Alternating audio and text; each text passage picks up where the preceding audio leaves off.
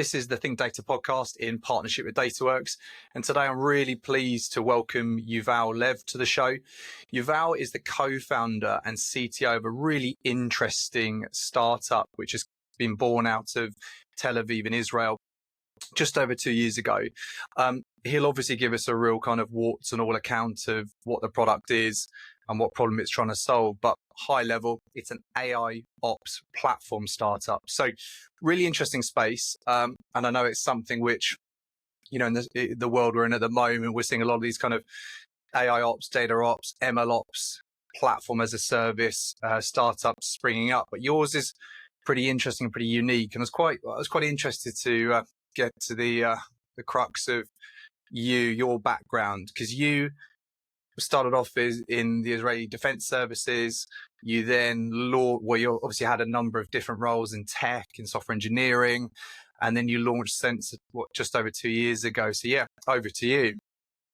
Thank you very much, Alex. So first of all, thanks for inviting me, and it's an absolute pleasure to be here. And by the way, I'm really fan of the Think Data podcast. So awesome! Thank you. Yeah, good to have you on. Thank you. So happy to be a part of it. So actually, for the background, we started Senser 3 co-founders, and practically we are trying to working together continuously for the last almost 2 decades. So we started together back then in the Israeli army, but then we grew together in more companies. And in the army back then, I did mostly cyber defense, distributed system, network, those kind of areas. And afterwards, I ran a services company with one of the co-founders at Senser. And in the last company before Senser, we experienced a massive growth. We started from the first engineering role, and we grew up to hundreds of people. So managing R&D groups and building offshore. And I did there 6 roles, but maybe this is for another episode of the podcast. And in all my experience, practically, I felt major pain in maintaining proper service reliability and had many issues with the current observability toolset, even the approach itself. By the way, especially in cloud native system and distributed system.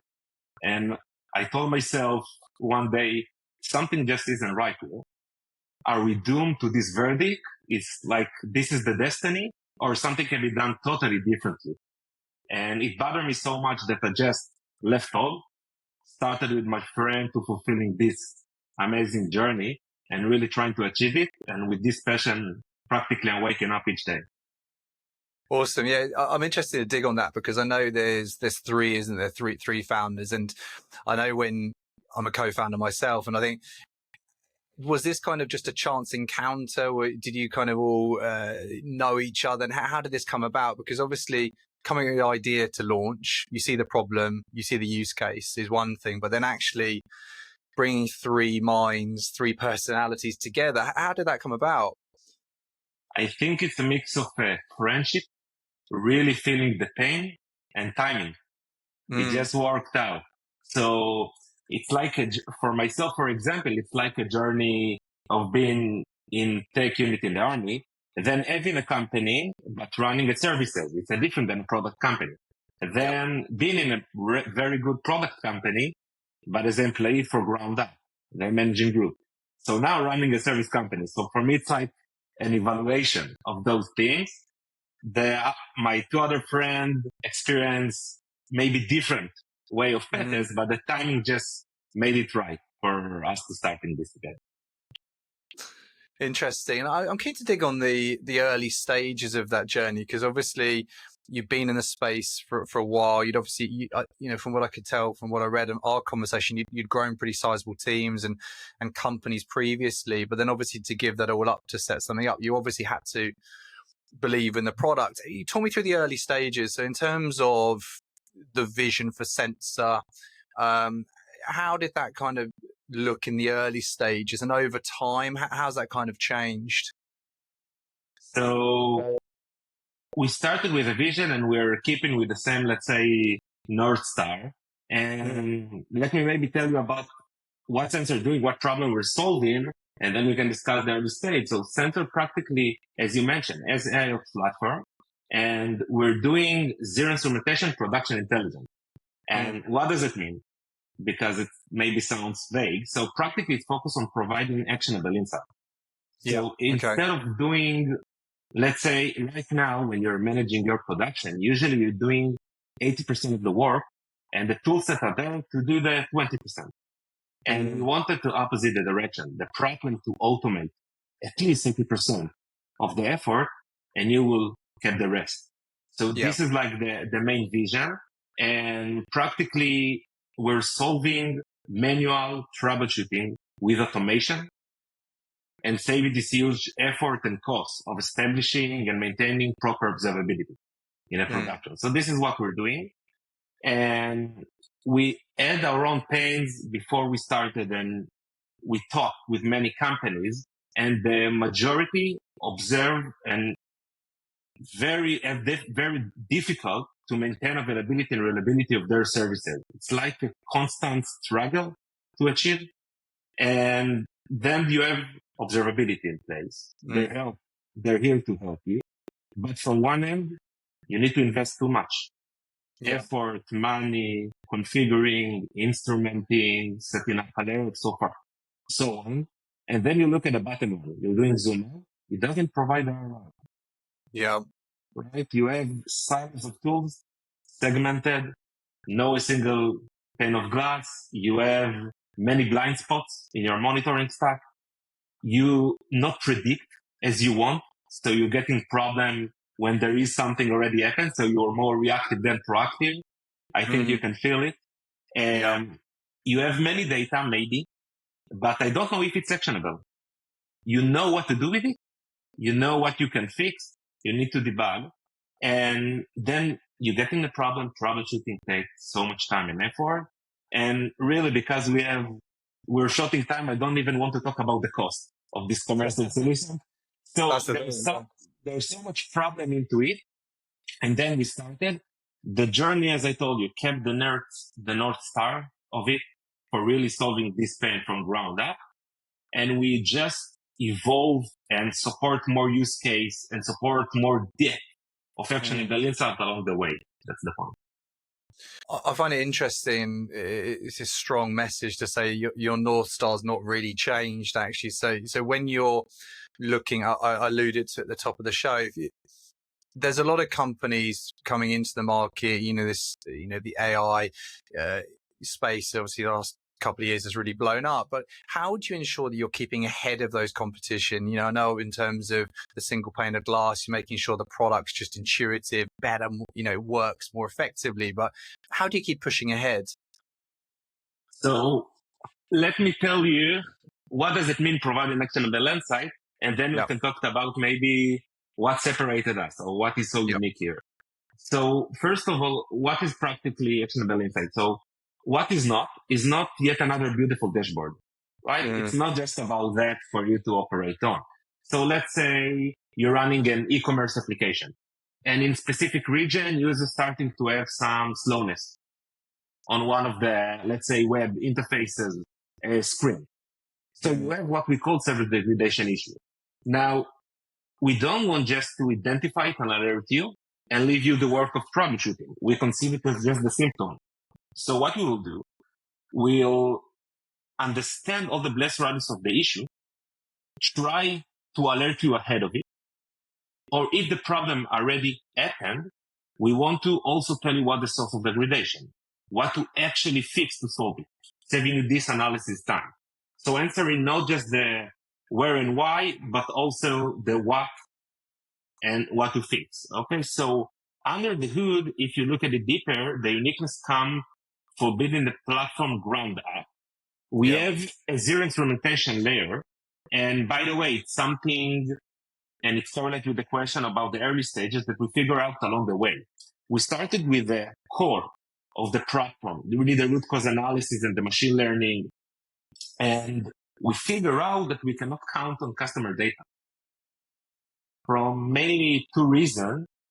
One of them is that sometimes it's not accurate. Right? And second of all, it's missing a lot of things. This is what I call blind spots.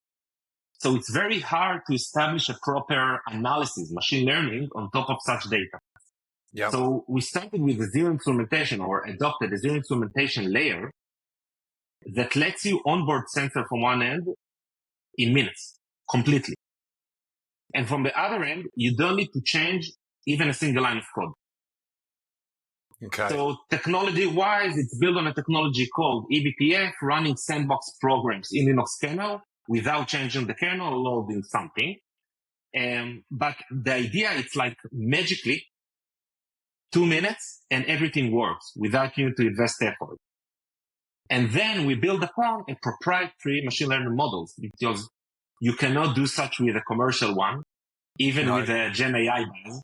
It's not something you can just use for really do root cause analysis. So you need to do it in runtime, very fast. You need to understand what is the environment, mimic the kind of thinking and understanding of the ops, of the SREs, of the architecture, of what's going on, how it behaves, predict issues ahead, finding the less radius of issue, and only then doing root cause analysis. So there are plenty of the stack into it, and building it from ground up with a zero instrumentation. We build a massive graph of the production running in real time, and then the machine learning on top. I think this makes it a very unique package, a seamless package for really performing it.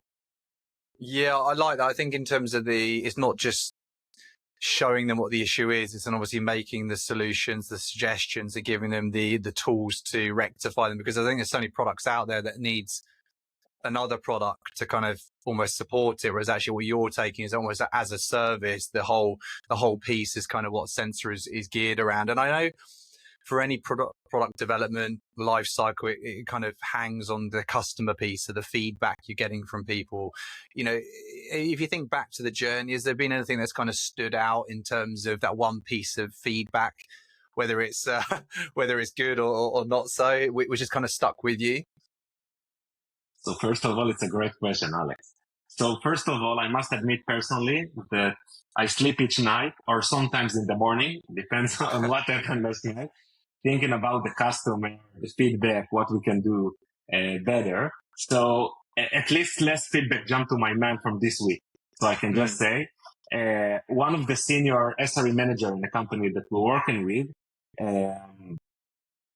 just like it has plenty of experience and you're familiar with that field for so many years, for decades. And he just called me and say, look, I totally get it. I understood. And I told him what? And he said, it's not just another tool. It's not another observability tool in this crowded market. This is the way observability is meant to be and used. So then it stood out for me. So it stuck with me. It's very recently, like a couple of days ago. And another one that I can think of, which was a bit crazy, I think. One of the night I had a call and one of the customer, and instead of telling me what's wrong or what's good, he just started to laugh. And it was crazy. I told myself, or he's gone crazy, or there is something really bad, or he really left on the platform or something. I really don't know. So practically then relaxed, and he told me that they had a major production incident in production, and Sensify really identified the root cause, telling what to fix. So we solved in less than an hour this very complex incident until fully mitigated. And he told me that he's not in the organization for a couple of years. It's like way more. And he told me usually it takes 2-3 days to pinpoint. And he told me that he's a bit ashamed to tell me how much money it will save here in this accident. Okay. So it sticks with me as well. Like, it was a bit scary when the first, but then I was I like that, isn't it? Because I guess with all these products, and not specifically just Sensor, but it's ultimately there to save time, you know, over time, also save money. So, you know, in terms of your mid to longer term objectives with this product, well, where because obviously you mentioned just now in terms of Gen AI and how everyone thinks AI is just going to solve the world and, you know, we'll be absolutely fine for it. But where do you think Senser will go in terms of their journey? So we have much vision to go ahead. first of all, company-wise, let's say, we want to focus on spreading across more use case, more company, and spreading the business. Second of all, we're just extending the product for deeper analysis. And then if we look even farther for the vision, we want to automate more. So instead of just stopping in the level of really suggesting what to fix, which is a lot, we can also automate, remediate, mitigate, and take it even farther. So this is like the vision we want to go. Yeah, I like that. And you talk so pragmatically and confidently about the journey, but I'm assuming it's not all been straightforward, because, three founders, a really, tough market, obviously Israel, and, what's going on there as well. It's been a real challenging time globally and obviously locally for yourself. So in terms of some of the challenges related to the business that you've had to overcome, is there anything that's kind of stood out and, now you've thought back, would you have changed anything? Yes. So first of all, we had many challenges. As a founder, you can totally understand it. So one of the challenges I spoke about is the not counting on customer data. So we discovered it already. And also there is some of challenge of being a disruptive in this market because it's changing the way of thinking. Okay. And you need to choose a way of more automated production maintenance, which is a different approach than what people are used to it. And Alex, for instance, there is a platform, it mimics your way of thinking, troubleshooting for you, find things you are unaware of, and analyzes for you. Will you trust it? Yeah, so. Yeah, so you will be a bit of skeptical. So we thought about how to overcome this challenge because we really want to solve it.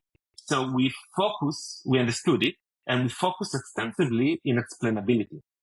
And I mean by that, how to present when you have a problem, how to present the story of the issue, the chain of events, the impact chain, how to present why Senser chooses to pinpoint this issue.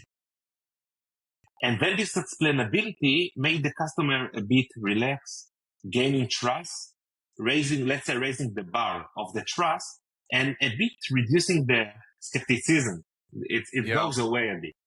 So this is another challenge we overcome. Because it is all around the education piece, because I think what we've seen recently, probably the last 12 months, it means so many products, companies, very heavy Gen AI focus that are coming on, but very few people like the consumers or the companies they're being presented with is trying to understand the benefit they bring. And I think what you've now seen is the market's hope just steadying off. And so I'm interested to dig on the education piece. You talk about that. So what steps did you take to educate? Have you got because you're obviously a startup, did you invest a lot of money into marketing? Was your go-to-market and sales strategy just really clear? Did you go to events? How did you start to educate your customers? So we do invest in content and events, for instance. So we were in reInvent last November in Vegas or in KubeCon Chicago and those kind of events. We also invest in content. The point is that we don't need to convince anyone on the importance of the problem.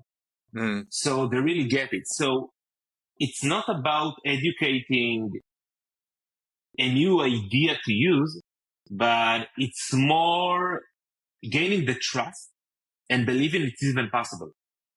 Yeah. That's the point. So in somewhat, we try to present the result in ways that are similar to the ways they're looking at them nowadays.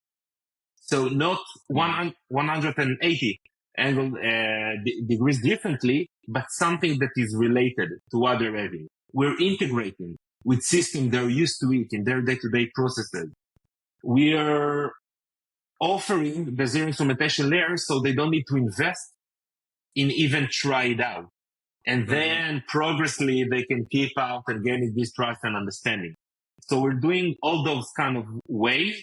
We don't want to invest too much in sales and marketing. We're quite lean, very agile, very focused. like very budget conservative. Yeah. And that makes sense. There's so many horror stories out there of companies that hire these huge go-to-market sales teams, and yet the product doesn't really stack up. So no amount of selling and, prospecting and sponsorship is really going to help. It's a short-term solution, and actually eventually it unravels anyway. How are you finding the event space right now? Because I know obviously people are kind of flooding back from, COVID, international travel, but it would seem people are much more, invested in coming to events now. Are you seeing the same? Yeah. We've seen the COVID period a bit decrease or more virtual conferences, but we saw plenty in the end of last year. And now I think it's really starting to come back really aggressively. Absolutely. Yeah, I was lucky to be at the AI Summit last year in December, and I'd say it probably would double the headcount from the previous year. There was queues out the door, and because AI was such a big thing as well, I'm guessing a lot of people are quite curious. I know you touched on the longer term plan, automation, using obviously some, really trying to drive the efficiencies from the product using automation. But over the coming months, what can we expect to see? I know obviously you're going to be in Paris showing the product, sponsoring it, but what new features, releases can we expect to see?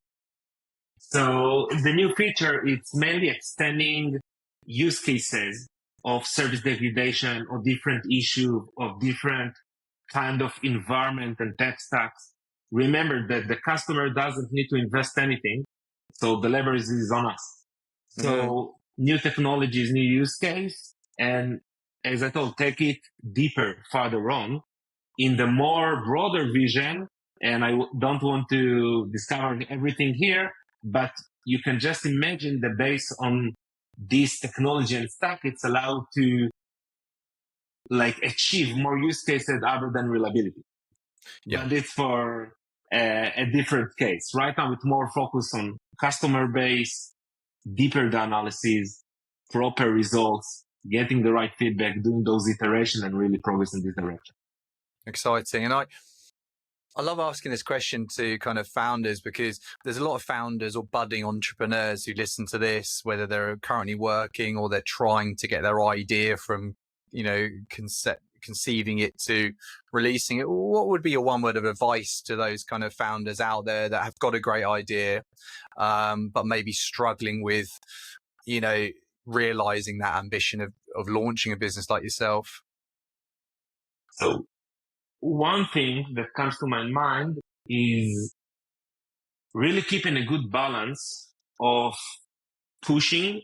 And if you find or somebody say no, it doesn't mean you're screwed. Yeah. Continue, punch the walls, whatever, but maintain a good balance and a health balance between really listening to the market and not falling in love with their ideas. So if you cannot run this marathon without pushing, having those struggles, having the ups and downs, people will say no, people will be skeptical and so far. But you also cannot do a marathon without listening carefully and adjust. Adjust to the trend, adjust if something doesn't go wrong or from the go-to-market perspective, because you need to find really a proper product market fit. You really need to be in the point that you have something that the market really wants and do business with it, and also separate maybe intent for business. So when people excited, it's good. It's the basic. For doing and maintaining a proper business around it, it's totally different bar, right? Yeah. And there are many things needs to be a part of it for really establishing it. So also focus on those aspects. And Israeli founder, maybe most of them are technologies. Yep. So you must focus from day one on the business and not fall in love just on the technology, because you want to be something bigger. Yeah, I really like that. It's a really good way to end, because I think you're right. You could have the best idea that you think is going to solve loads of problems, and you're taking that to the market, and there's just no appetite for it, or equally you can put a lot of money into a product that realistically just isn't needed. And then it is a business, unless you're lucky enough to just have it as a hobby. Probably wouldn't be the best idea. But look, thank you for coming on, Yuval. It's a really interesting journey, and I will make sure that we tag, obviously, Senser, make sure everyone can see. I'm assuming there's some kind of case studies and use cases people can look at on the site. But no, thanks so much. It's been my pleasure to have you on today. It's been a lot of fun.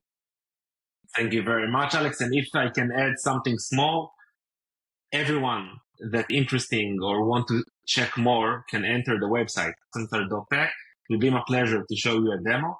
We offer a free trial. You can just evaluate in your environment. And as I mentioned, it takes minutes to deploy and no commitment ahead. So there is no good excuse not to try it out. So thank you for having me. And it was my pleasure. a total pleasure. Thanks, Yuval.